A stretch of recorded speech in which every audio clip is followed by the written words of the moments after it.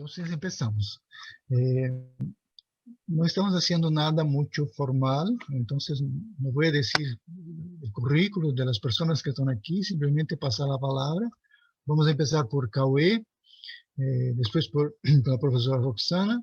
Apenas decir a los brasileños que la profesora Roxana ha escrito su tesis doctoral en quechua, lo que es una novedad en Perú. Entonces, por eso la invitamos para comprender cómo está esta cuestión de enseñanza o prohibición o no sé qué en relación a quechua en Perú. Así que cuando usted, Roxana, toma la palabra después de Cauê, puede presentarse mejor, hablar un poco de su trayectoria, de sus orígenes, de todo más, para que podamos hacer algo más informal aqui, ok? Cauê, então, com você, muito obrigado por ter vindo.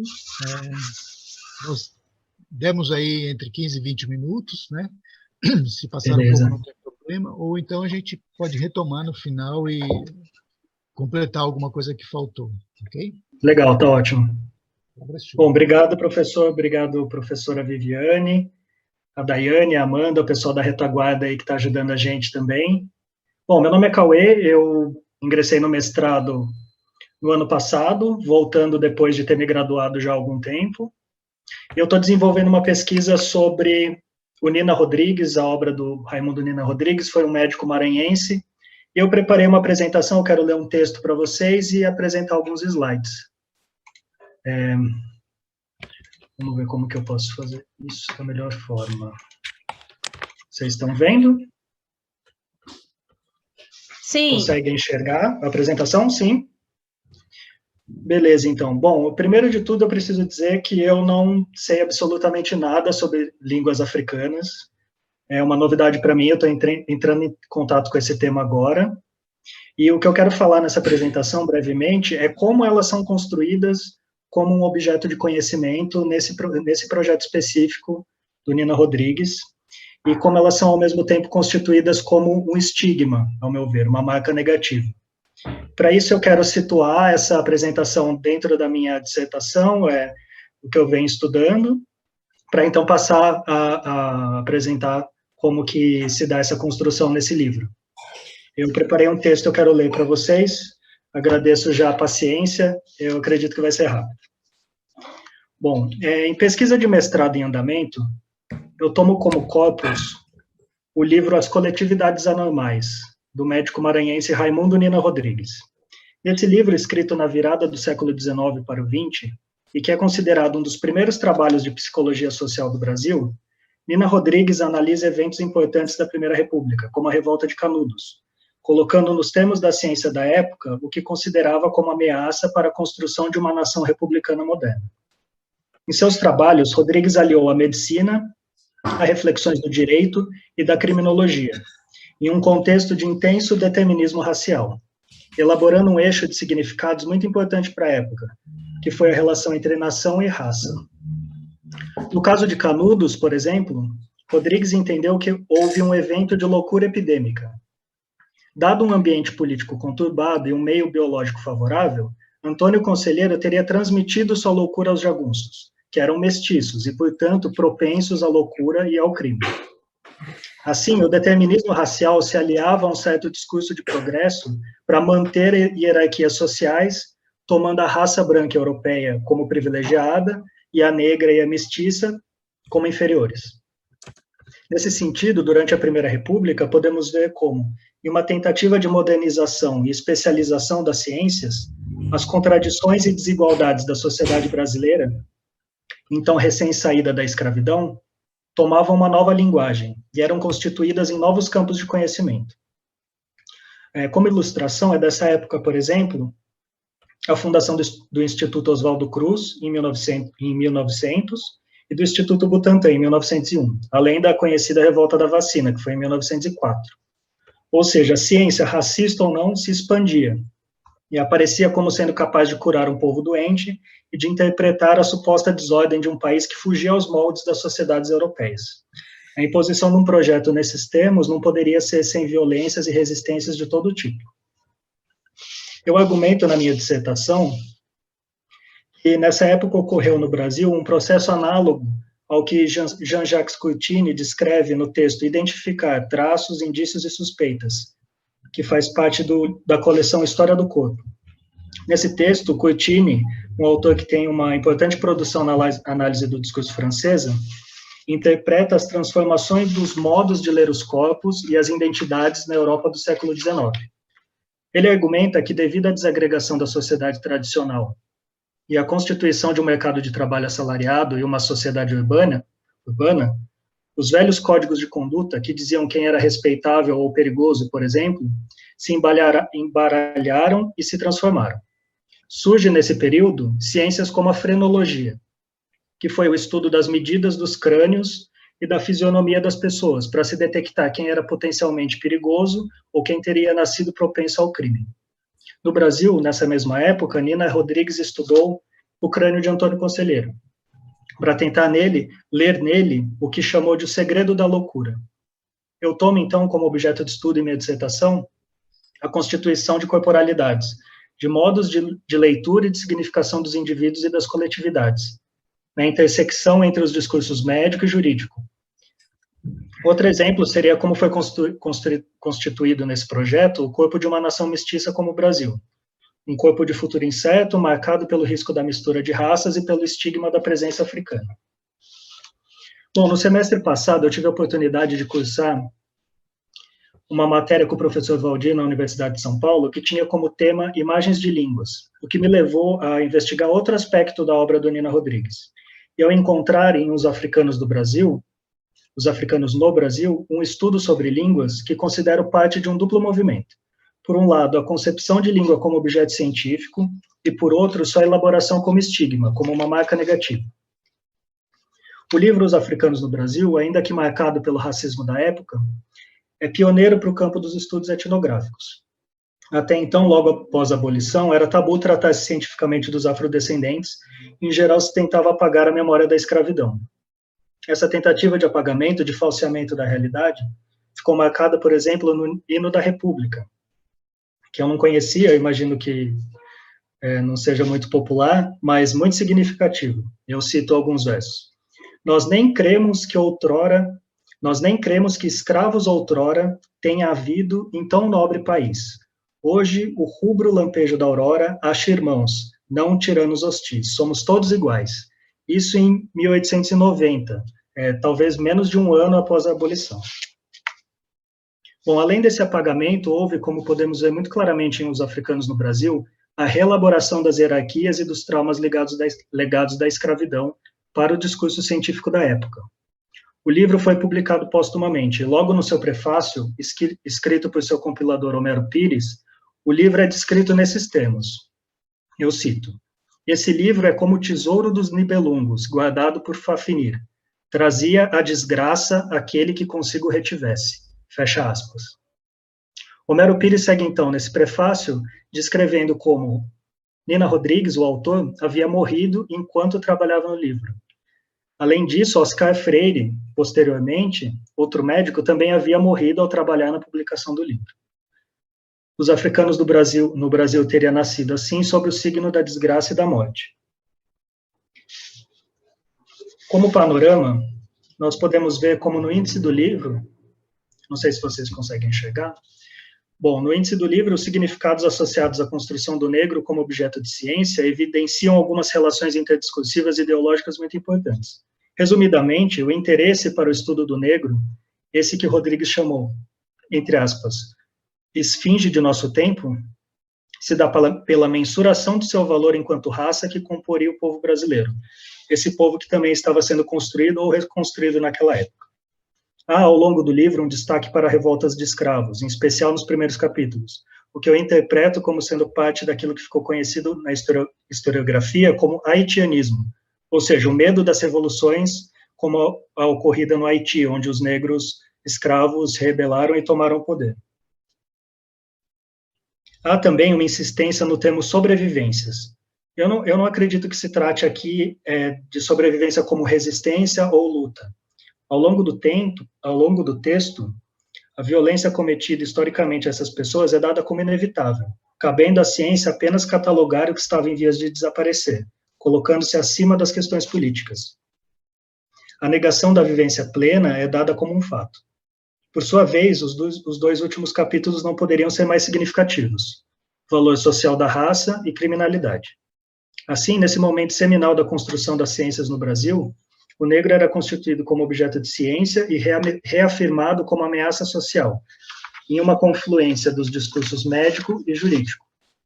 Essa ameaça era, ao meu ver, também linguística, como eu argumentarei em seguida.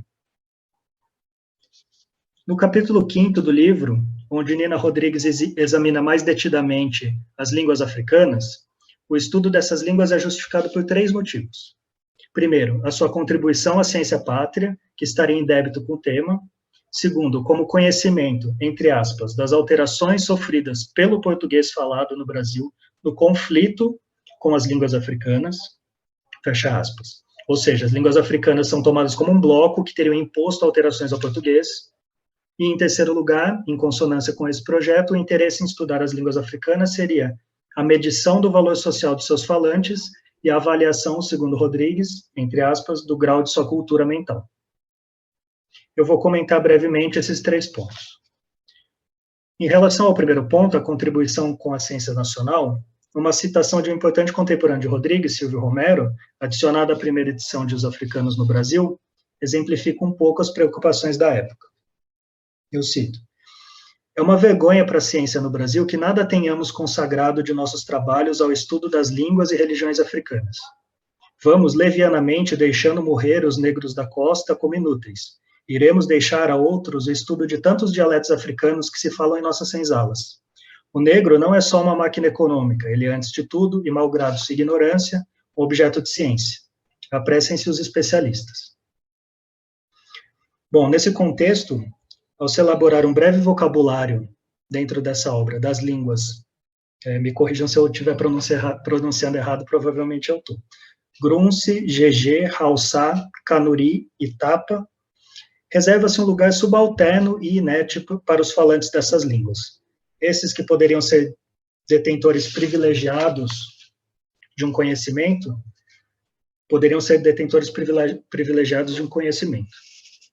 A classificação das línguas é feita por meio de autores europeus, que inclusive servem para corroborar informações colhidas, sendo os falantes brasileiros vistos com desconfiança. Por exemplo, Rodrigues lamenta que a pesquisa passaria por dificuldades como a de, aspas, coligir vocabulário de diversas línguas tomada a homens boçais, sem a menor instrução, de inteligência atrofiada pelos trabalhos e maus tratos de longa escravidão, viciados pelo uso constante de outra e outras línguas aprendidas no Brasil, dispondo de reduzido léxico. Fecha aspas. Assim, dado essa inteligência acanhada, entre aspas, dos informantes, que teriam dificuldade em apanhar e expressar ideias abstratas, segundo Rodrigues, ele optou por um vocabulário de palavras e designações de objetos concretos e comuns. Ou seja, os poderes superiores de abstração e de conhecimento eram reservados aos modelares cientistas europeus, enquanto o brasileiro, negro e mestiço, era mais uma vez rebaixado ao nível das coisas e da natureza, incapaz de abstração. É interessante ver como mesmo uma ciência que se julga puramente objetiva, pode conter elementos políticos já muito importantes em seus pressupostos. A leitura da realidade era, então, feita a partir de elementos anteriores ou exteriores ao conhecimento científico, que, no entanto, se construía na sociedade e na história, delas participando e compartilhando significados. Em relação ao segundo ponto, o exame da influência das línguas africanas no português brasileiro se dá nos seguintes termos. Eu cito alguns deles que vocês podem ver aí. Modificações impostas no Brasil à língua portuguesa, origem dos vícios do nosso falar, fator de corrupção sobre o português da antiga metrópole, numerosos desvios populares brasileiros do genuíno português da velha metrópole, e um trecho mais longo, mas que, ao meu ver, é bastante sintético. Eu cito: "O simples bom senso estava a mostrar que, se à parte a mestiçagem física, espiritualmente em tudo nos mestiçamos. Não seria de crer que a este mestiçamento houvesse escapado à linguagem, e dele não deva perdurar alguma coisa na massa popular, malgrado a autoridade e o exemplo dos bons mestres, de contínuo a se inspirarem nos monumentos escritos da língua vernácula." Fecha aspas. Ou seja, mesmo frente a essa cultura tomada como superior, com sua escrita, seus mestres e seus monumentos, restava, em meio ao corpo mestiço do brasileiro, um estigma, que era a presença africana. A construção da língua como objeto, portanto, não escapa do projeto mais amplo, que concebe o negro como uma presença indesejada e corruptora. Esse é um projeto que não pode conceber a alteridade. A diferença é marcada em relação à pureza, e aquilo que foge aos modelos não tem lugar. Por exemplo, é impensável a existência de uma língua nova em solo brasileiro, constituída a partir de uma nova experiência histórica e social. Ao contrário, as línguas, como as raças, são vistas em blocos estanques, sendo a influência um desvio e não um acréscimo ou uma transformação. Por último, o terceiro motivo do estudo das línguas africanas seria a mensuração do grau da cultura mental desses povos. Eu acredito que tenha ficado claro o tom dessas observações. Por isso, eu quero aproveitar para fazer um comentário que foge um pouco ao corpus da apresentação, mas que, ao meu ver, é bastante significativo. Nina Rodrigues, em diversos momentos de sua obra, considera como fato os povos africanos não terem constituído civilizações, sendo inegavelmente inferiores. Ora, como sabemos, o século XIX foi cenário de uma das maiores barbáries perpetuadas pelos povos ditos civilizados da Europa, que foi o imperialismo. Cito apenas um episódio. Por volta de 1830, um militar aventureiro italiano chamado Giuseppe Ferlini encontrou na região onde hoje fica o Sudão vestígios do antigo reino de Kush, que floresceu durante a Idade do Bronze, há milênios, tendo inclusive legado faraós negros ao vizinho Egito. Tendo se deparado com essas relíquias, Giuseppe destruiu e saqueou nada menos do que 40 pirâmides. Satisfeito com a sua pilhagem, voltou à Europa, com joias refinadas e belíssimas. No entanto, quando foi vendê-las, não conseguiu compradores, porque todos se recusavam a acreditar que joias de semelhante qualidade teriam sido feitas na África subsaariana. Bom, como conclusão, ao examinarmos brevemente esse exemplo, podemos ver como o estudo de uma língua está inserido em um momento histórico e social, com significados políticos incontornáveis. As disciplinas que tomam a linguagem como objeto não deixam também de pressupor concepções de sujeito. Ao pensar em corporalidade, podemos pensar em questões como: que vozes são permitidas aos grupos de indivíduos? Quais corpos são privilegiados e quais estão mais expostos à violência? Como esses corpos são percebidos e avaliados? No exemplo estudado, há uma clara hierarquia entre os corpos. O cientista estrangeiro tem amplo uso da voz, recebendo grandes espaços para citação ao longo do texto. Sua voz é ouvida e respeitada. Os falantes, que a princípio poderiam ser fonte privilegiada de informação, são objetificados e marcados como inferiores. No entanto, não podemos deixar de considerar que o projeto de Rodrigues era bastante contraditório. Ainda que marcado pelo determinismo racial da época, legou estudos importantes e um esforço genuíno de conhecimento da realidade brasileira. Seu drama, talvez, estivesse na insistência de importação de modelos estrangeiros e de valores estranhos à realidade nacional. Até que ponto nós também, mesmo que inconscientemente, não importamos modelos alheios à nossa realidade e nos frustramos porque não encontramos o impossível resultado esperado? Até que ponto não investimos em modos de conhecimento que, ao abstrair realidades concretas, se furtam de discussões políticas e perpetuam violência e injustiça?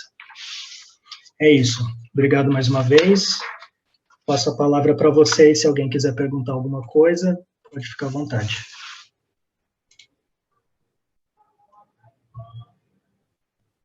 Quero só falar antes com a Viviane. Viviane tem uma aluna minha chamada Sheila, que disse que está tentando entrar. Eu acho que ela entrou. Sheila entrou? Então tá. É que eu também caí um pouquinho aqui. Vou confirmar aqui. Sheila Perina, né? Tá aqui. Isso, tá bom. Deu certo. Eu queria só fazer um comentário a partir da fala do Cauê, como chama a atenção a velocidade com que se constrói um outro discurso, e é um discurso que vem de dentro de um lugar de poder, não é? Quando ele fala assim, 1 ano depois da abolição, já estava na letra do hino a ideia de que somos todos irmãos. E isso agora na pandemia me aborreceu muito rapidamente também. Na semana seguinte ao momento que nós entramos em quarentena, no caso da USP foi no dia 16 de março, já havia todo um vocabulário novo, assim, todo um conjunto de coisas que um grupo nos fazia aprender. Por exemplo, novo normal, a diferença entre ensino à distância, ensino híbrido, ensino remoto. Já tinha todo um discurso. E eu me perguntava a quem interessa essa nova ideia assim tão rápida, né? E aí eu falei para os meus alunos, olha, eu não vou discutir isso, não vou falar disso, eu vou seguir a minha vida aqui nas aulas online com vocês, como for possível. Não vou ouvir isso, porque isso é um discurso de poder rápido demais implantado e que eu acho que tem interesse para um certo grupo econômico, na verdade. Mas me chamou a atenção que não é de hoje, né? Que quem detém os discursos de poder são muito ágeis, são muito rápidos em implementar esses discursos. Alguém quer fazer alguma pergunta para o Cauê? Tem uma pergunta da Bianca, que qual é a data da obra do Nina? Ele trabalhou bem na virada do século XIX para o XX, ele morreu em 1906. Muitas das coisas que ele escreveu foram publicadas póstumamente, nos anos 30, por exemplo. Esse livro que eu comentei é de 33, mas os textos foram escritos de 1895, mais ou menos, até 1905, por aí.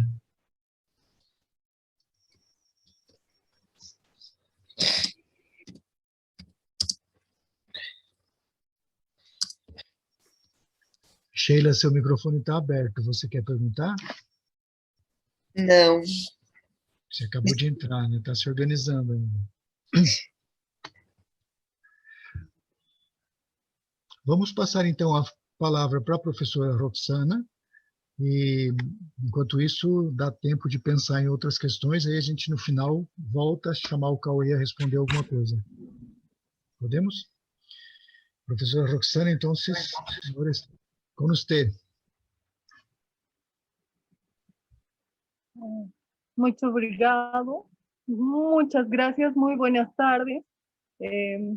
Yo soy originaria de la comunidad campesina de Chosacañi, que pertenece a la provincia de Acomayo, también mi tierra, y me presento ahora desde la ciudad del Cusco, acá en Perú. Ancha Cusistan Kashani, kunan chaskirihuasqaykichismanta, uyarihuasqaykichismantan, tukuy sonquywanmi kay runasimita rimaspa purini, qillqasqa purini ima, chaymi qankunaman añaychakuykichis kay coloquio sobrentino de lenguas violencia ruwasqaykichismanta kaymi lluy simikunaman pachantin taqsimuyuntin ima simikunata wichayman llapanchis phanchirisunchis apasunchis ima chaymantataq llapanchis huk maquilla huk sonqolla huk umalla llank'aspa allinta kawsarichisunchis llapa simikunata. He dado un breve saludo en mi lengua materna, que es el runasimi, el quechua, y bueno, paso a declarar en castellano ahora. Muy buenos días. Agradezco a los organizadores por invitarme a participar en vuestro coloquio. Es un gran honor poder comunicarme con ustedes. Estamos pasando por momentos tan difíciles que es un privilegio que podamos tener este encuentro. Y solo espero que todo mejore pronto para ustedes y para nosotros. El tema que exploraré, a ver, un momento, voy a ver, compartir.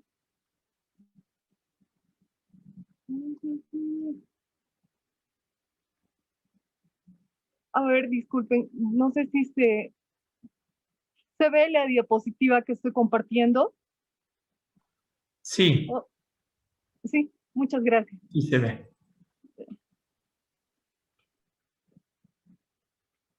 El tema que exploraré, como les iba diciendo, es la relación entre violencia, lenguas originarias y escritura alfabética, desde el caso peruano.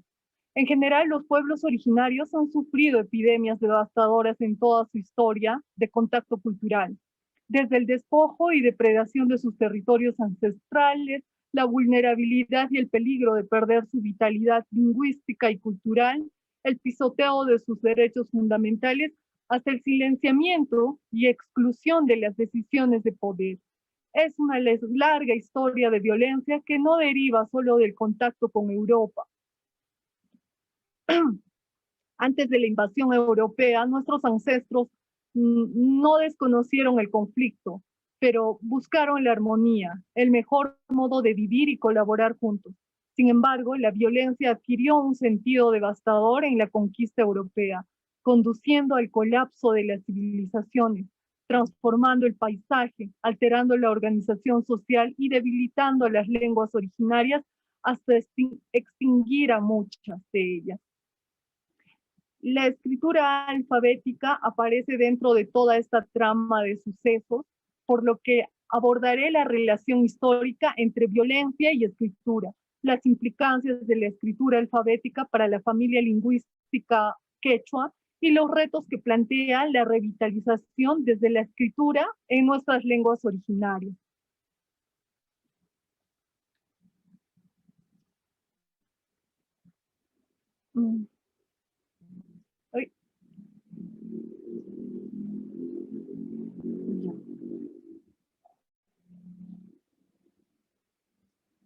Mi presentación tendrá 3 partes. Primero hablaré sobre el runasimi, que es el modo en que conocemos los runacuna del Cusco a nuestra lengua materna, y sobre cómo en el Perú hemos experimentado la violencia en la evangelización y la educación. Por ejemplo, en el caso del quechua, cuando nos dicen indios o indígenas, nos están violentando, porque en nuestros pueblos nosotros nos identificamos como runacuna y nuestra lengua es el runasimi. Reflexionaré también sobre la subordinación como una violencia que se expresa en la escritura alfabética del quechua. Asimismo, reflexiono sobre la urgencia de revitalizar las lenguas en toda su variedad, siendo relevantes para ello las multilectoescrituras.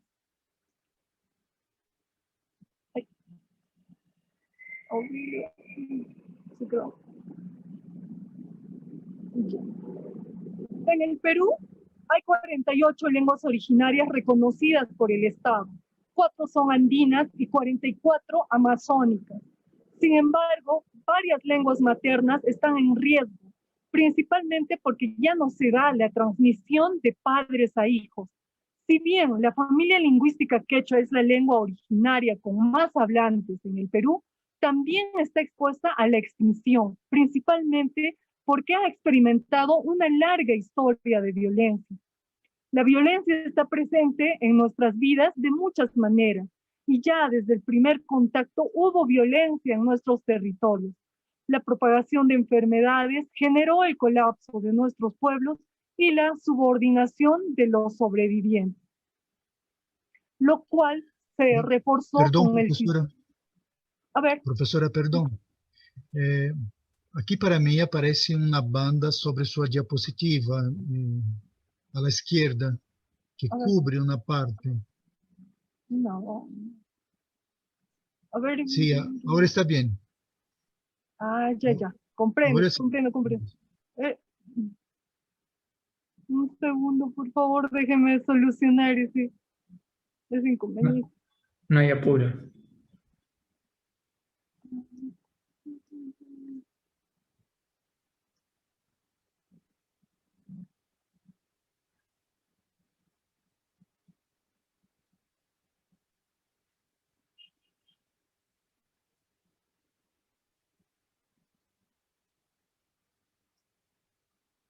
¿Ahora es posible ver? Sí, ahora Sí. se puede ver. Sí. Sí, sí, comprendo. Mil disculpas. A ver, ay, olvido. Ya, ahora sí. Bien.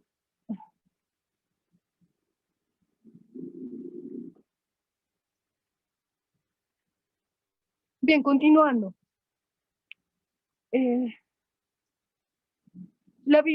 Decía que la violencia está presente en nuestras vidas de muchas maneras.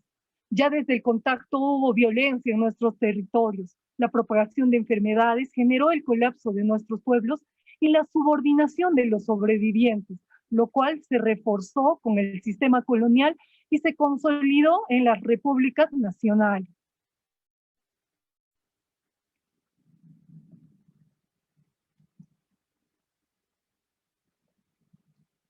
Padecimos 5 ciclos de dominación, con una violencia orientada a la destrucción física y de la memoria de los hablantes. Esta violencia también fue fratricida. Según algunos historiadores, los generales del Inca Atahualpa quemaron los grandes archivos de quipus históricos del Cusco. Alfonsina Barrio Nuevo, según vemos en la diapositiva que les presento, considera que fueron los españoles quienes hicieron esto. Lo cierto es que establecí la dominación colonial, hubo un periodo de florecimiento del quechua escrito. Sin embargo, tras el fracaso de la revolución tupac-amarista y la cruel ejecución de Túpac Amaru II, la lengua quechua fue prohibida y sus hablantes duramente sometidos.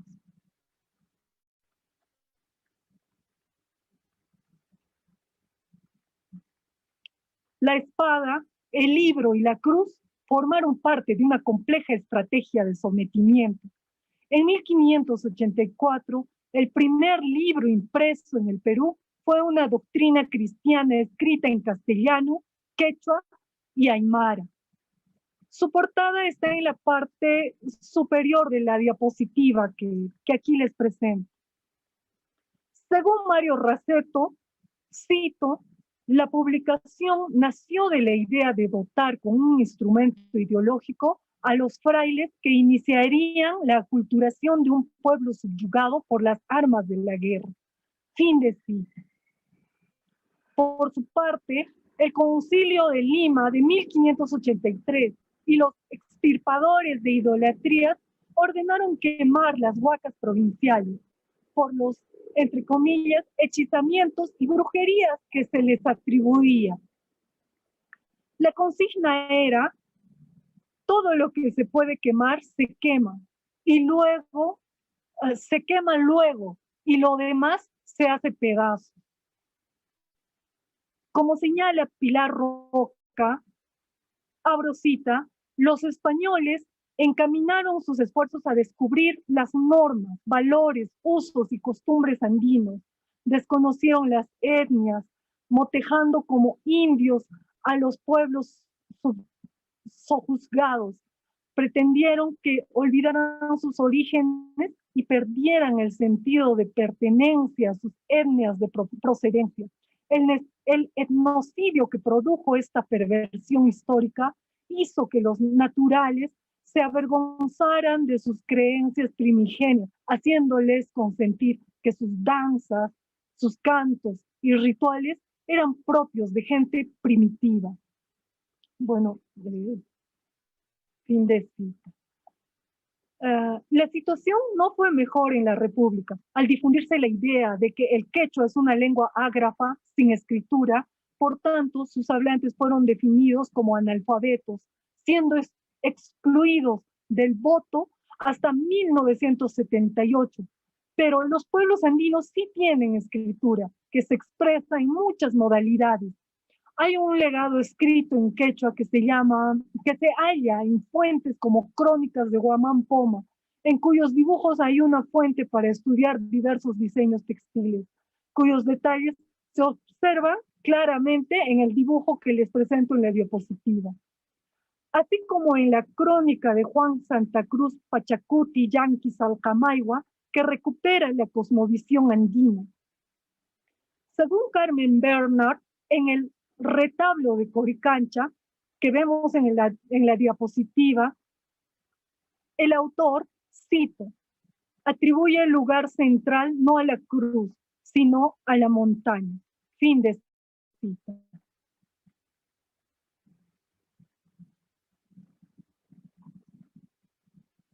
Los legados escritos quechuas demuestran la subsistencia del espíritu andino, especialmente en el jaraui, término que designa a un género musical tradicional y también a la poesía escrita en quechua. Autores como Andrés Alencaste Gutiérrez, denominado como Quilcuhuaraca, quien procedía de una familia de hacendados, utilizó en sus obras teatrales el castellano andino y el quechua procedente de la variedad Cusco-Collao.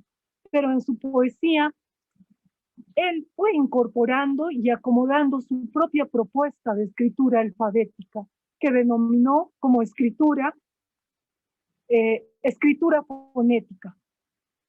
Desde un trivocalismo sustentado en su interpretación de Saussure, las resoluciones del Congreso Internacional Indigenista de Pascuaro, las propuestas de Miguel Ángel Mossi y Mariano Atayupanqui, así como en las investigaciones de John Rowe y Gabriel Escobar, se basó en este trivocalismo, ¿cierto?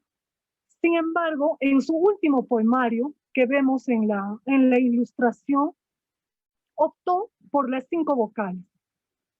Su historial intelectual demuestra la versatilidad del uso escrito de la lengua, pero también el caos académico, expresado en la dificultad de criterios para la escritura de la diversidad de lenguas de la familia quechua.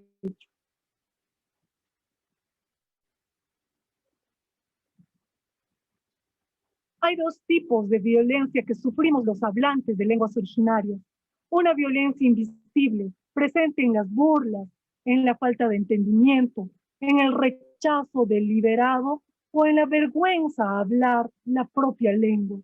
Esa violencia es simbólica, se enraiza en la mente y no se cuestiona porque se presupone que los hablantes de lenguas originarias son, entre comillas, indios, entre comillas también inferiores a los castellano hablantes.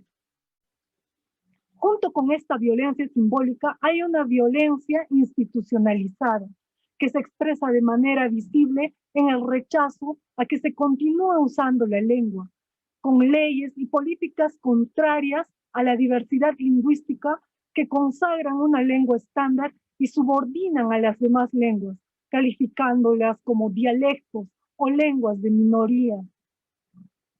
Esta mezcla de violencias genera problemas para la escritura en lenguas originarias, ya que hay un riesgo de pérdida cultural cuando se adopta la escritura alfabética.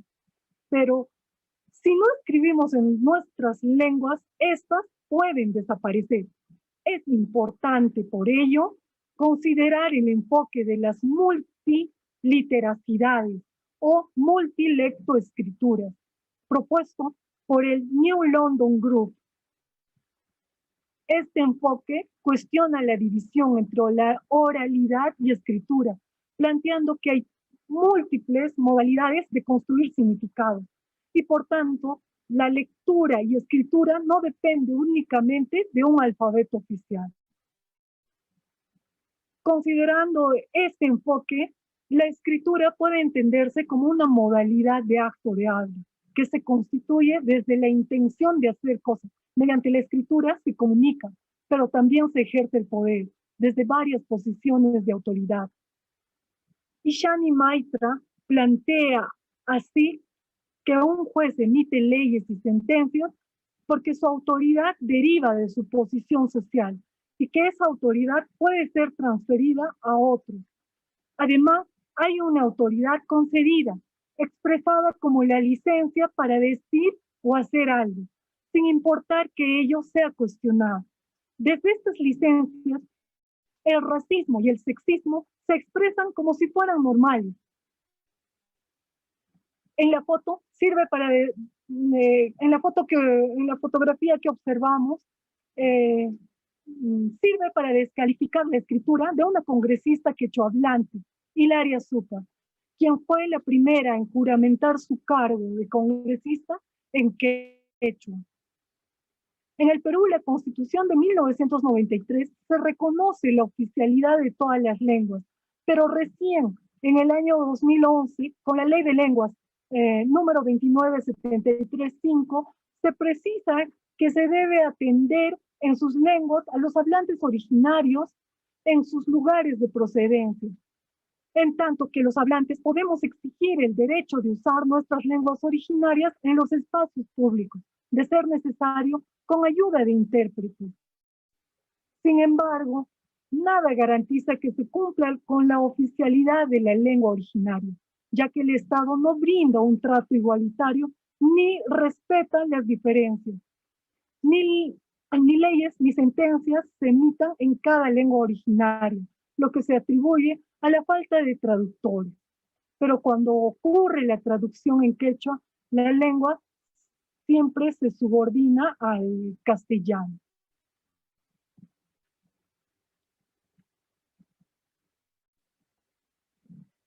Algunos hablantes originarios hemos empezado a presentar tesis en lenguas originarias, pero la autoridad académica se sustenta aún en el predominio del castellano, por lo cual hablar y escribir académicamente en nuestras lenguas originarias no cuenta con un apoyo apropiado. La subordinación se manifiesta en que dependemos de lo que nos permitan las autoridades. No se interpreta la escritura académica en lenguas originarias como una necesidad, sino como una reivindicación. Por otra parte, la violencia se multiplica con la autoridad concedida, cuando alguien asume que tiene licencia para discriminar y subordinar, amparándose en una norma o en sus propios prejuicios. Por ejemplo, para el caso del quechua, desde el año 1985, el Estado dispuso de que todas sus variedades se escriban con 3 vocales, pero hay variedades que requieren de 5 vocales. La oficialización del trivocalismo limita la expresividad, la comprensión lectora y el interés principalmente de los niños en escribir en quechua, pues perciben que es más difícil escribirlo que hablarlo. No obstante, algunos académicos califican a quienes no quieren usar las 3 vocales como débiles mentales, cuando el problema es que se ha planificado una unificación de manera uniforme sin respetar la diversidad de lenguas que forman parte de la gran familia quechua. De este modo, mientras no se reconozca el gran valor de la diversidad lingüística, las violencias de los discursos subordinantes tendrán efectos negativos en la enseñanza y aprendizaje de la escritura, porque se seguirá limitando la capacidad de los hablantes originarios para desarrollar sus propias multilectoescrituras, así como descartando sus oportunidades de mejorar sus aprendizajes. ¿Cómo lograr que la relación entre lengua y escritura se reproduzca, no reproduzca más violencia? Creo que lo principal es cambiar las mentes y actuar de una manera que permita crear una nueva realidad, un acercamiento al otro sin prejuicios, desde una toma de conciencia que respete y dignifique nuestras diferencias con equidad, reconociéndolas como iguales. Es importante romper el ciclo de la violencia, pero sin violencia, usando todas las lenguas, revalorando su uso público y revitalizando sus legados. Porque las lenguas son como seres vivos y experimentan la violencia porque los hablantes interactúan en contextos de racismo, sexismo, discriminación, inequidad y abuso de poder. Los efectos de esas múltiples violencias se manifiestan cuando los hablantes subordinados dejan de usar sus lenguas maternas, las reemplazan por las lenguas dominantes, tienen vergüenza de usarlas en público y finalmente dejan de transmitirlas a las nuevas generaciones. Lo terrible es que no solo se abandona la lengua, sino también el legado que viene con ella, que muchas veces forma parte de toda una trama, todo un tejido, donde se juntan los saberes ancestrales y los vínculos parentales que se tienen con todos los seres vivos y las divinidades. Toda esa trama compleja puede perderse al morir una lengua. Es importante tomar conciencia de toda esta complejidad para buscar soluciones sin imponer un criterio único. Por ello, revitalizar las lenguas originarias es un compromiso que nos exige no rendirnos. Hay que defender la propia identidad y cuidar nuestra escritura, porque los pueblos tenemos multilectoescritura. No somos analfabetos, pero nuestras lenguas deben de ganar su propio espacio en la sociedad, empezando por los espacios académicos. Quiero terminar invocando que es necesario concientizar que todos somos parte de una gran familia humana, con muchas lenguas y modalidades de leer y escribir. Cambiando las mentes, se comenzará a desterrar la violencia de nuestras vidas, y al reconectarnos con nuestras raíces, al dialogar y respetar la diversidad de lenguas y lectoescrituras posibles, revalorando los saberes antiguos, estaremos también revitalizando nuestras tradiciones y espiritualidad, manteniendo así la reciprocidad con nuestra sagrada Madre Tierra, que para nosotros, los Runacuna, es nuestra Pachamama. En la fotografía que les presento en la diapositiva, apreciamos el Payayponcho, una hermosa montaña de colores ubicada en la provincia de Cani, muy semejante al poncho andino.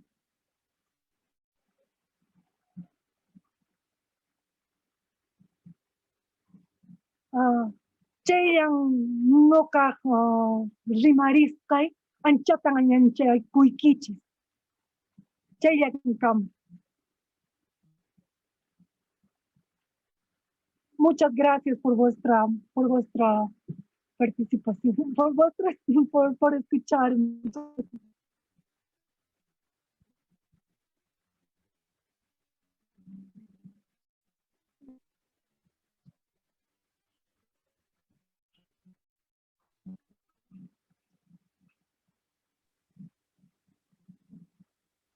Muito obrigada, professora Roxana. Eu estou com muitas ideias na cabeça depois da sua apresentação. Gostaria de ouvir os colegas primeiro, se alguém tem alguma pergunta. Não sei se colocaram algo. Andrei? Com você, Andrei, pode falar. Ya, buenas tardes, boa tarde. Bueno, muchas gracias por la presentación, Roxana. De verdad que me gustó mucho. Nosotros venimos trabajando, bueno, yo soy colombiano, vivo en Bogotá, y junto con Daniel Rudas, que es un profesor que no pudo estar acá, venimos trabajando precisamente este tema de la escritura ya hace varios años. Y usamos también pues como un marco teórico similar, ¿no? Entonces, créeme que como esta presentación pues ha sido muy emocionante para mí y bueno, estoy seguro que cuando también le cuente a Daniel que no pude estar hoy, pues va a estar muy emocionado. Yo quería como a partir de tu presentación hacerte dos preguntas que me parecen bueno, pueden ser como interesantes para de pronto complejizar y tal vez para ir avanzando en ciertos temas, ¿no? Porque, bueno, cuando yo leía hace años este texto de Miñolo, que se llama El lado oscuro del Renacimiento, donde él cuenta como esta historia de cómo entra el proyecto alfabetizador a Latinoamérica, ¿no? Y cómo el proyecto colonial es a la larga un proyecto alfabetizador. Él menciona que en los colegios de México, si no estoy mal, bueno, que es algo que ha sucedido siempre en Latinoamérica también, los civilizadores, particularmente los misioneros, buscaron aprender también las lenguas indígenas para digamos, sí, como una herramienta también para realizar esos procesos de civilización y dominación, ¿no?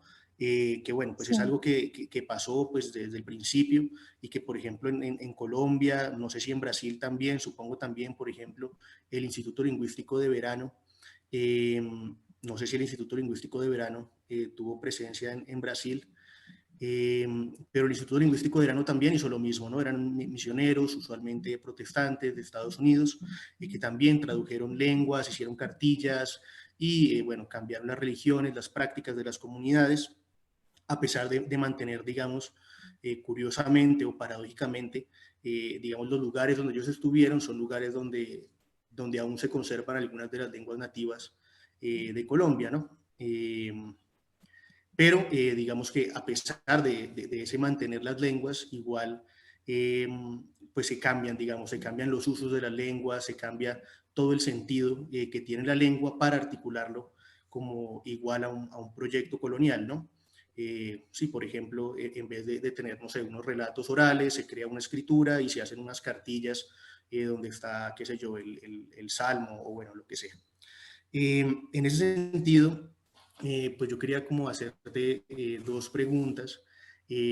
Pues la primera, si tú tal vez conoces como, pues en esta revisión histórica tan chévere que nos presentaste, cuáles eran como tal vez esos usos, esas formas de conocer, esas formas de usar la lengua, que cuando se pasa al español, cuando se impone el español, se pierden, ¿no? Que el quechua tal vez tenía unas formas de usar la lengua que ya cambian, ¿no? Así por ejemplo, se hable en quechua, pues esas formas de usar la lengua se pierden, ¿no? Porque creo, y esa es la segunda cosa, que parte importante de la revitalización de lenguas también pasa por hallar esos espacios que antes tenía la lengua que ahora ya no están, ¿no? También porque creo que sí, como que sí, no sé cómo decirlo, pero es decir, la dominación no solo pasa por esto no poder hablar la lengua, sino también por las formas de usarla, ¿no? Y por esos lugares donde antes estaba y ya no está. Y digamos, eso era en general mi comentario. De verdad agradezco mucho, me gustó mucho tu presentación, ojalá podamos también tenerte hablando con las personas de Caro y Cuervo en Bogotá, sería muy chévere de verdad, y te agradezco mucho y muchas gracias. Muchísimas gracias, Andrei, por la pregunta, por tus palabras y por los conceptos que has utilizado bien. Entendí que la pregunta era acerca de los textos, ¿no? Al respecto, el contacto entre lenguas siempre produce cambios. Hay transformaciones del quechua y del castellano, pienso yo. Hablamos del castellano andino para el castellano quechuizado, para el castellano que tiene mezclas, lo que algunos incluso denominan el famoso moteo, ¿no? Moteo entre comillas. Y también es un tipo de castellano que le llaman una mezcla entre español y quechua, que lo denominamos, bueno, por acá lo conocemos como el quechuañol, para el quechua castellanizado. Lo que se ha perdido en el tema de los usos es que ya, por ejemplo, hoy en día ya no sabemos usar los quipus. Se dice que, bueno, he leído en una de las revistas de la Universidad Nacional de San Antonio Abad del Cusco, había un artículo donde demostraban que antiguamente se escribía como en hojas de plantas, ¿no? Como tipo jeroglíficos. También se utilizaba la escritura del runasimi por tiempos incas. Entonces ya con la llegada de los españoles, todas estas hojas disecadas, supongo, y también decían que habían hojas, bueno, frescas, se echaron a perder. Bueno, hoy en día podemos hablar también de los payáis. Los payáis son los diferentes dibujos y tipo de escritura que nosotros conocemos en los tejidos andinos. Por ejemplo, en los ponchos, en las mantas de las mujeres. Podemos leer fácilmente si una mujer es casada, soltera, solo guiándonos de los dibujos y de la forma en la que nos muestra el tejido, los dibujos de su manta, del poncho, incluso del chullo de los varones. Se puede leer mucho de la persona, incluso se puede saber de qué comunidades provienen estas personas, de qué,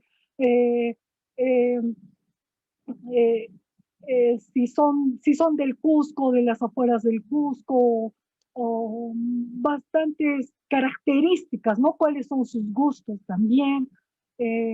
Pienso que los payáis son una forma para presentar la lectoescritura también. Los tocapus, que los tejidos antiguos incas también nos muestran un tipo de escritura, ¿no? También puedo mencionar la misma lectura de la coca, ¿no? Representa también la lectura de la naturaleza, nos muestra también un tipo de multilectoescritura. Eso es lo que podría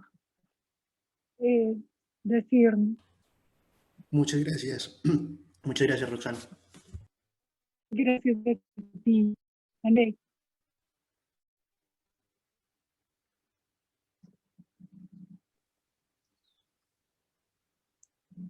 Mais alguém quer fazer alguma pergunta, algum comentário? O professor Valdir perdeu a conexão, mas a gente vai colocar depois a gravação no YouTube e ele vai poder acompanhar. Estou vendo aqui no bate-papo se tem... Enquanto vocês se organizam, né, para fazer perguntas, comentários, eu gostaria de lembrar do link para o formulário, para a lista de presença. Quem quiser o certificado, é só colocar o nome completo, como quer que apareça no certificado, com exceção, claro, de Cauê e professora Roxana, porque vocês já vão ter certificado de palestrantes. Muito obrigada.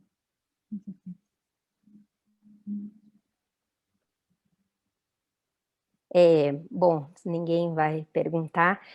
Daiane, você pode traduzir para mim o que eu vou perguntar para a professora Roxana? Eu vou fazer a pergunta e você traduz. Eu queria saber assim, quais foram os maiores desafios nessa escrita da tese em Quechua, se teve que... Professora, só um minutinho, eu teria que traduzir para o espanhol, né? Eu não falo. Quem poderia... Eu posso falar em espanhol. Eu falo em espanhol. Ótimo, Mariano, obrigada. Eu queria saber os maiores desafios da escrita, né? O que abriu de possibilidades, assim, no sentido de se ela vê possibilidades de mais pessoas na academia produzindo em Quechua, porque a gente já viu que abriu muitas possibilidades, né? Tanto que ela está aqui hoje por causa dessa repercussão, né, que teve a tese em Quechua. Mas eu queria saber se já tem alguns projetos em mente, assim, mais concretos, de outras pessoas produzindo em Quechua, e se ela teve que fazer também, né, em castelhano, para alguma... Qual foi a burocracia, assim, e o que a gente pode aprender com isso? Não sei se foi... Você está bem, assim, Mariana? Sí. Roxana, te preguntaba Vivian tres cosas. La primera, los desafíos formales en esa escritura de la tesis, por un lado. En segundo lugar, preguntaba si esto permitió una abertura hacia dentro de la universidad para que nuevos colegas puedan escribir sus tesis o sus investigaciones en lengua quechua. Y por último, ella quería saber más, Vivian, sobre la burocracia para poder haber presentado una tesis en quechua, si tuviste que hacer parte de esa tesis en español o en parte de la burocracia en español. También en parte en relación a lo que vos comentabas antes de la subordinación del quechua al español en términos de lengua minorizada. Sí. Bueno, el mayor, uno de los más grandes desafíos que he podido percibir en este camino de desarrollar mi tesis escrita en quechua, fue quizá un poco comenzar a romper las barreras que se generan en la mente para yo misma convencerme de que esto es posible, ¿no?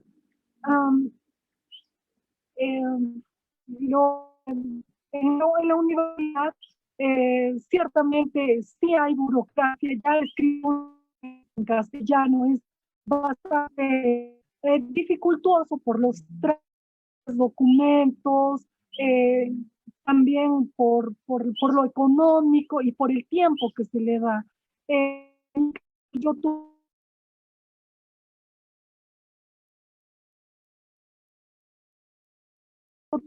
realizar el sueño de tener que escribirla en quechua, y para escribirla también he tenido desafíos como adecuar el mismo quechua para que tenga muchas palabras, tengan significados académicos.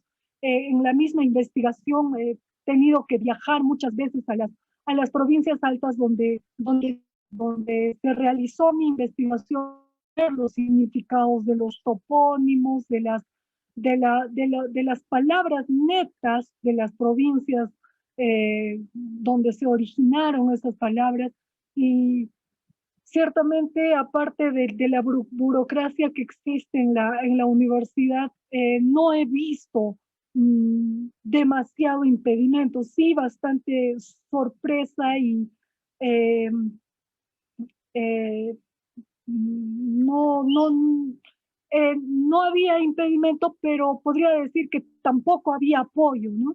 En ese sentido, las cosas han tenido que surgir de a pocos. Ciertamente me ha llevado mucho mayor tiempo en poder realizar los trámites y todo lo que conlleva la sustentación para que se pueda desarrollar la sustentación en mi lengua originaria y todo eso. Y bueno, es lo que podría compartir al respecto por ahora. Muitas graças, Mariano, pela tradução, Roxana, pela aula, pela grande aprendizagem. A professora Aparecida gostaria de fazer uma pergunta para o Cauê.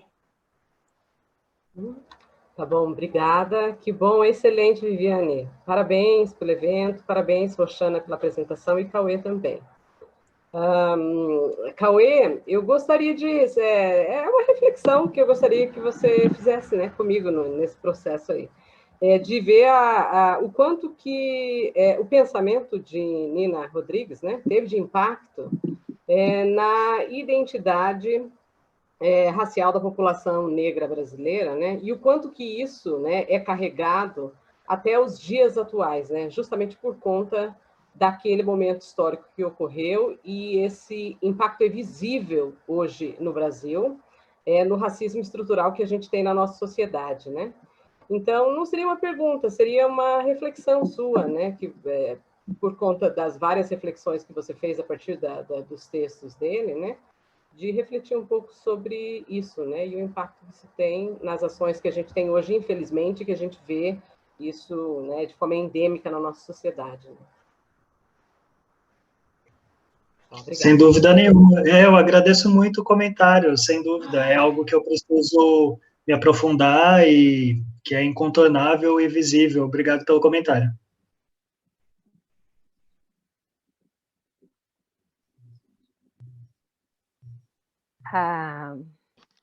Antes de passar a palavra para a Jéssica, eu só queria falar, porque a Aparecida me parabenizou aqui pelo evento, mas o grande idealizador e que eu tenho uma gratidão enorme é o professor Valdir Barzotto. Eu precisava falar isso. A Jéssica tem uma pergunta. Jéssica, um prazer ver você aqui. Oi, querida, tudo bem? Claro, olha, sua palavra agora. Bien, más que una pregunta, es un comentario. Yo le quería decir a Roxana que yo había estudiado un semestre en la Universidad de Islandia y ahí había desarrollado una investigación acerca de cuáles habían sido nuestras experiencias de dos familias, la mía y de un profesor, acerca de nuestra relación con el quechua, porque en nuestro caso, como ya lo había explicado Roxana, por la misma violencia que hemos sido sometidos, en caso de mi familia, mis padres son quechohablantes, pero ya no nos transmitieron la lengua porque ya se mudaron a las ciudades, porque ellos eran de comunidades rurales. Y en esa reflexión de la investigación, llegamos a la conclusión que nosotros, que somos la generación que ya no hablamos quechua, que solamente hablamos español, habíamos perdido muchos conceptos, como ella misma lo había dicho, la parte espiritual, esa relación con la tierra, y ahora ya como personas profesionales, estamos tratando de reconectarnos con estos saberes de una manera ya más académica, y que había leído y había compartido con mis alumnos, porque yo trabajo en una zona rural donde todos mis estudiantes son quechohablantes, sus logros. Y creo que es muy importante porque ahora tiene que haber un empoderamiento de estas personas, estas generaciones que ya no tenemos la lengua nativa como parte de nuestro conocimiento, pero sí empoderar a estos niños, darles autoestima colectiva y que ellos puedan saber de que nuestra lengua no está muriendo, que hay muchos esfuerzos como el de Roxana y de artistas y diferentes personas que están queriendo volver a darle un lugar importante en nuestras comunidades a nuestra lengua y también recuperar parte de nuestra identidad. Entonces le quería agradecer porque fue una motivación y fue muy importante, porque yo trabajo con jovencitos de 12 a 16 años, tener esa visibilización, ese esfuerzo que he hecho, que le habrá tomado mucho tiempo de hacer su tesis en quechua, pero la difusión ha sido muy importante, eso te quería decir, ha sido muy importante, el efecto para las mentes de nuestros jóvenes es relevante y bueno, yo estoy muy agradecida y me ha gustado mucho y obrigada, Viviane, pelo convite. Eu gostei muito, de verdade. É tudo. Obrigada. Gracias, muchísimas gracias, Jessica, por tus palabras. Me motivan bastante y me alientan a seguir en este mundo de la investigación. Ciertamente, uno nunca deja de aprender, ¿no? Y tienes razón, una lengua, bueno, en este caso, nuestra lengua originaria quechua, el aprender esta lengua nos abre a bastantes códigos que están dentro de la misma, nos enseña a aprenderla, comenzamos a conocer y a tener más entendimiento de la cosmovisión andina y de diferentes significados también ocultos que están abiertos en el quechua, por ejemplo, pero están ocultos para otras lenguas, así como sucede en todas las lenguas del mundo. Y sí, no es difícil, se podría decir, después de toda la experiencia que he tenido, pero no es posible. Pienso que debemos de seguir transmitiendo a las nuevas generaciones para que sigan revitalizando y sigan tomando la posta para llevar en alto a nuestras lenguas originarias del mundo y volverle a dar el valor que tenían en sus tiempos, ¿no? Y que ahora un poco se están perdiendo. Muchísimas gracias por sus palabras.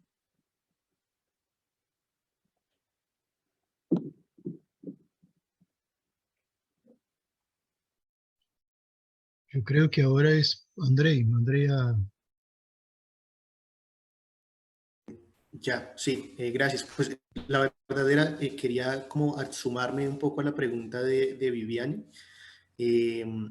o sea, porque sí me pareció muy interesante, pues como en general como todo el proceso burocrático realmente que seguramente pues has tenido que dar tú, pero seguramente también han tenido que dar otros antes que tú para poder abrir como esos espacios para poder usar el quechua, pues en un ámbito tan cerrado y tan excluyente como suele ser la academia, ¿no?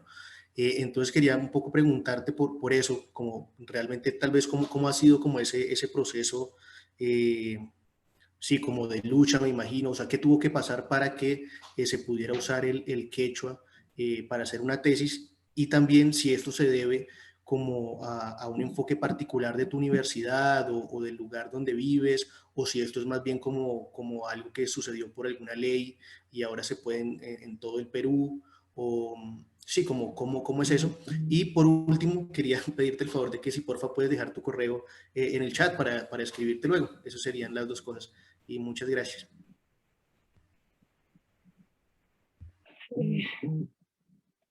Bien, sí. Pienso que esta investigación de tesis doctoral comenzó el año 2012. Duró 7 años aproximadamente hasta el momento de la sustentación.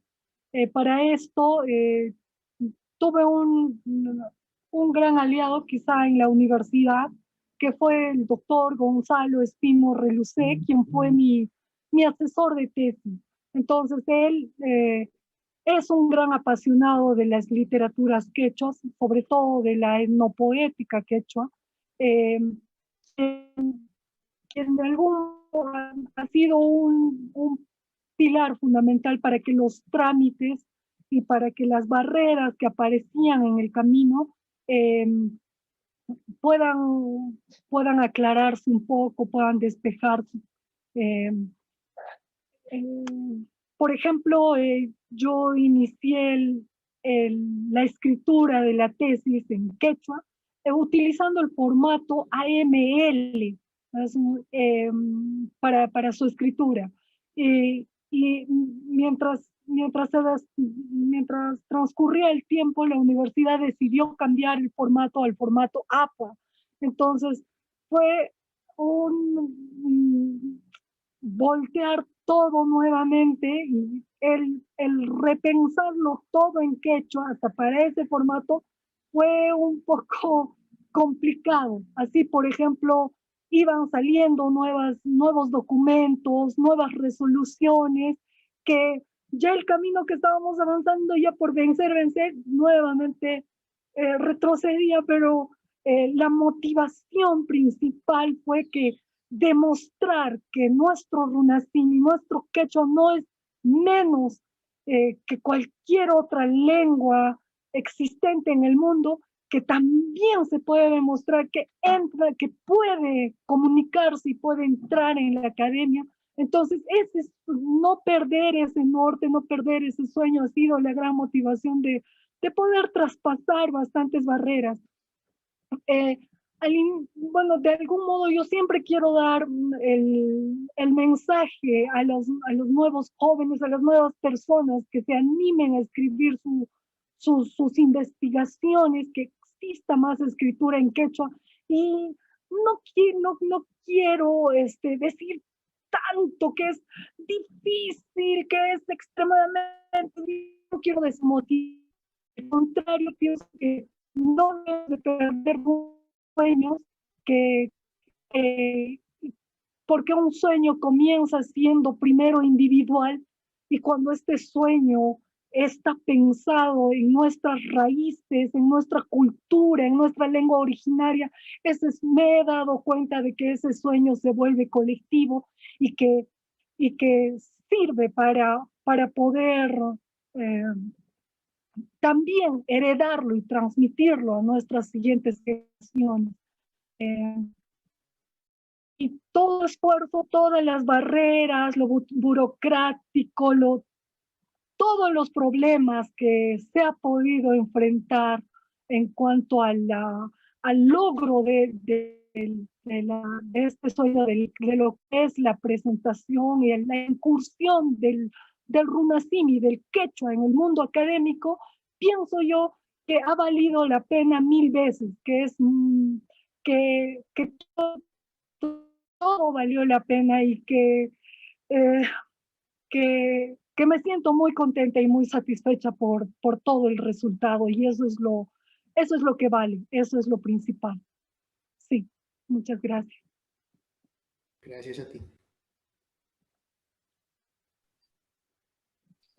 Estoy muy encantado de escuchar, sobre todo escuchar el propio quechua cuando empieza a hablar. Tengo incentivado a mis estudiantes a incluir los idiomas que estudian en sus presentaciones. Me pregunto, pero la gente no va a comprender. Y yo les digo, el problema es de la gente, que no comprendan, pero que sepan que este idioma está ahí, que existe, que la gente habla. Muy bonito. Yo escuchaba a Roxana y pensaba en la realidad angolana. Nosotros trabajamos mucho con Angola. Angola tiene muchos idiomas, pero hay una aceptación de los angolanos de que no se puede escribir en este momento en sus idiomas porque no hay una padronización que todos conozcan. Y me parece que ahí también hay una violencia. Cuando Roxana habla de las vocales, yo me preocupo un poco con los especialistas, los lingüistas que toman un idioma para padronizarla, para tornarla posible de escribir, porque muchas cosas se quedan afuera. Así como si tomamos simplemente portugués de Brasil, tenemos sonidos que no están representados en la escritura. ¿Cómo hacer con eso? ¿Cómo convencer a los jóvenes a escribir sin se preocupar tanto con las convenciones que los lingüistas intentan impartir?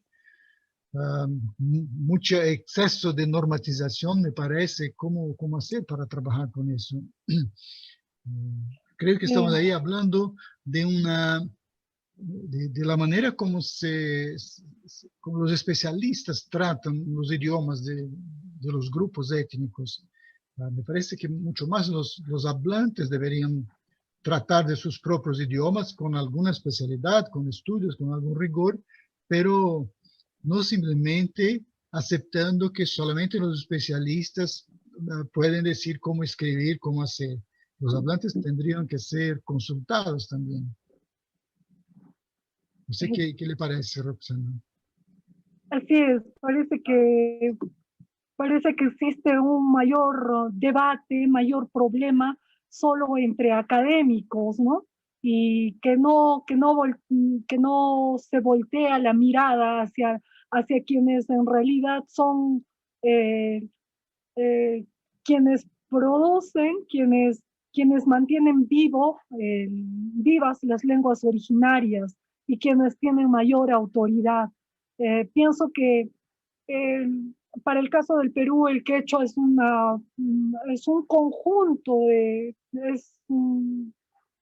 pertenece a una familia lingüística que tiene muchas variedades, y comenzando por respetar cada variedad, porque cada variedad es tan importante como la otra, ninguna es menos, y comenzando a respetar su escritura, su pronunciación también, principalmente porque una lengua ha nacido de lo oral, en nuestro caso es lo que queda, ¿no? Respetando las variedades, se puede comenzar a tener un camino para poder continuar revitalizándola y cuidarla, el rumbo de la escritura, porque mientras los académicos se pongan a discutir en juntar todo en uno solo, siempre va a haber discrepancias y siempre unos van a estar de acuerdo y otros en desacuerdo. En tanto, podría coger la idea del doctor Cerrón Palomino, ¿no? Que dice, lo importante no es discutir por cuántas vocales tenga el quechua, sino porque se escriba. Entonces, difundir a que se escriba.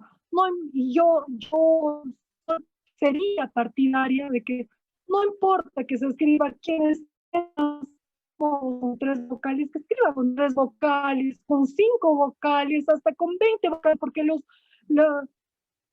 rasgos fonéticos son mucho más que 3 o 5 vocales.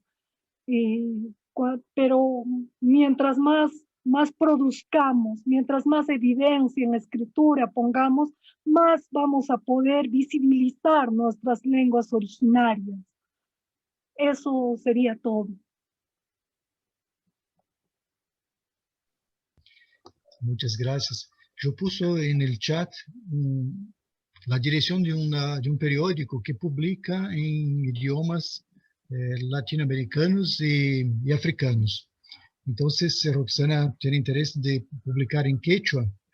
Este periódico está empezando, debe tener el máximo 1 o 2 números, pero es una iniciativa muy importante de la UNILAB, Universidad que trabaja justamente con los países de África. Pero es el primer periódico que acepta publicaciones incluso de textos científicos en otros idiomas. Así que sería muy interesante si Roxana o sus compañeros, sus alumnos pudieran enviar textos para publicar en quechua. Yo estoy hablando de eso porque trabajé un poco con una universidad peruana que asúmese como bilingüe, español y quechua, pero todas las veces que hablamos, vamos a hacer un evento para que las ponencias de los estudiantes sean en quechua, los directivos dicen, no se puede, porque el quechua es para la canción, para la leyenda, el texto científico no, tiene que ser en español o inglés. Entonces ahí tenemos la posibilidad de publicar textos académicos, científicos en quechua, en otros idiomas de Brasil, de Argentina, de Angola, de todo más. ¿Tem mais perguntas? Mais questões?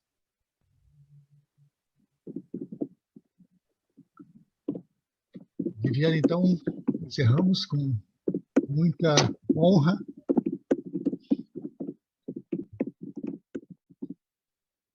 Agradeço uma vez mais a Roxana.